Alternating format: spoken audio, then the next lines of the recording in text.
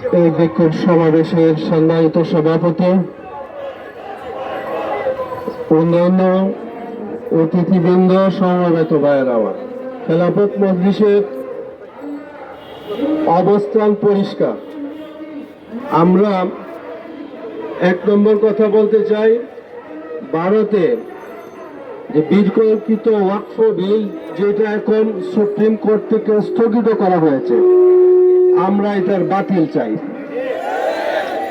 এবং যেই মধ্যপ্রাচ্যের ইহুদি কর্তৃক মুসলমানদেরকে, নিরহ মুসলমানদেরকে গাজায় যাদেরকে হত্যা করা হচ্ছে, আমরা অতি তাড়াতাড়ি সেই যুদ্ধ বন্ধ চাই।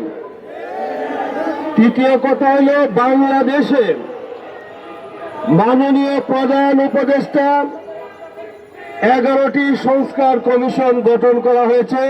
মজলিসের বক্তব্য, এই বিতর্কিত নারী বিষয়ক এই যে প্রতিবেদন, এইটা পূর্ণটাই বাতিল করতে হবে।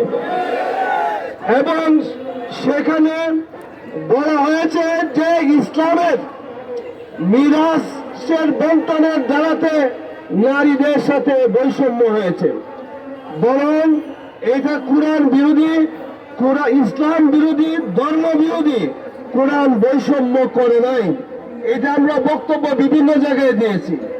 দ্বিতীয় কথা, তারা বলেছে মুদ্রা কথা যে নারী শ্রমিক, জনকর্মীদেরকে শ্রমিকের মর্যাদা দিতে হবে। এটা মূলত নারীদেরকে লজ্জিত করা হয়েছে, অপমানিত করা হয়েছে। গোটা নারী জাতির জন্য এটা একটা লজ্জাস্কর প্রস্তাব তারা দিয়েছে। কারণ জনকর্মীদেরকে পুনর্বাসন চাই আমরা, তাদেরকে ভালোভাবে বাঁচতে সুযোগ দিতে হবে রাষ্ট্রের। কিন্তু জনকর্মকে আপনি একটা ইন্ডাস্ট্রি বেঁধে এইটাকে উৎসাহিত করবেন, তাদের শ্রমের মর্যাদা দিবেন, এটা কোনো নারীদের জন্য হইতে পারে না। আরেকটা প্রস্তাব তারা করেছে, বাংলাদেশে 600 আসনের নির্বাচন, এর মধ্যে 300ই নারীদের জন্য সংরক্ষিত রাখা হবে। এই সমস্ত অবাস্তব। আরো অনেক প্রস্তাব রয়েছে যেগুলো তাদের এখতিয়ার বহির্ভূত।